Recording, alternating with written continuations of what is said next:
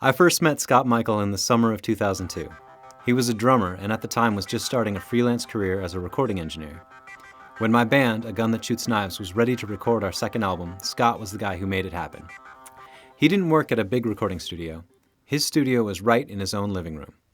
The home studio is a unique place where musicians can spend late nights working out melodies, finding camaraderie, and putting their hearts and souls on compact discs. Today, Scot is one of many in the Seattle area that have opened their homes to music production. I met with 4 independent owners for a glimpse inside their home studios, where humble beginnings meet big sound. I can easily just get out of bed and start working. A typical day is just getting up, making coffee, coming over to the computer and dialing up what I might be working on that day. The main intent of having a home studio for me is that if I wake up at 3 in the morning with a really awesome idea, I can just pop open the computer and have it.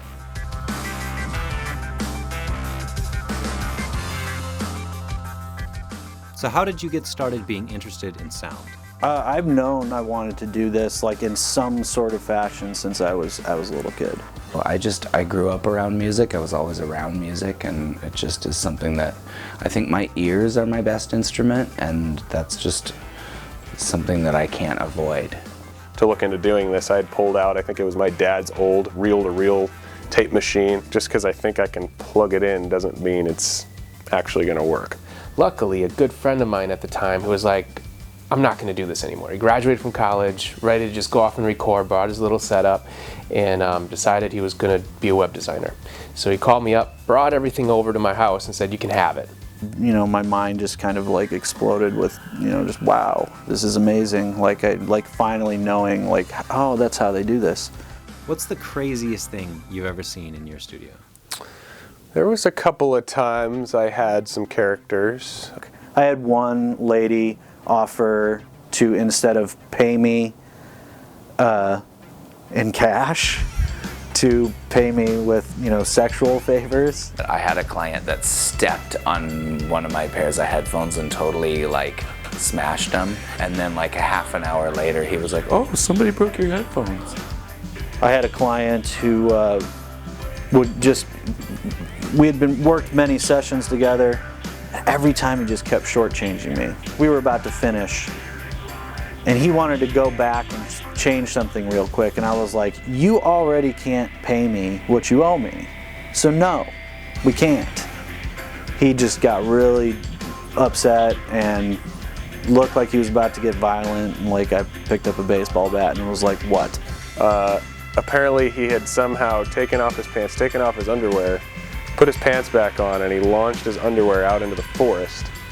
And it was like hanging from a tree. This is like a green belt behind the garage that I was working out of at the time. And summer went by, and then fall came, and all the tree leaves fell off the trees, and there was this lonely pair of underwear just hanging there. I had one guy who was doing heroin in my bathroom. What does a person need to go into this kind of work? Patience. Patience is a huge part. The ability to communicate. Patience and diligence.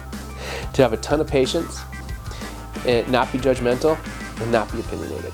Please no plastic tambourines. The insanity must stop. I'm begging you, I implore you, please stop using plastic tambourines. They're covering up your $5,000 drum kit.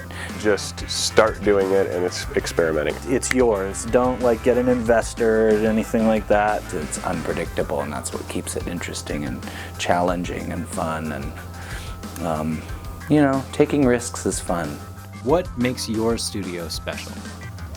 It's special because it's mine. It's more comfortable, I think, than other studios, because other studios are like, can I touch that?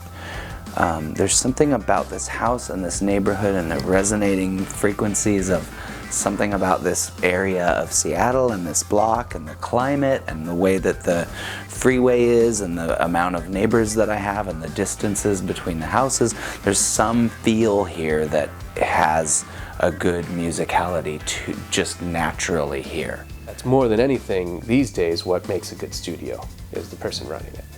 So your answer is you. Me. And I might not be right for everybody.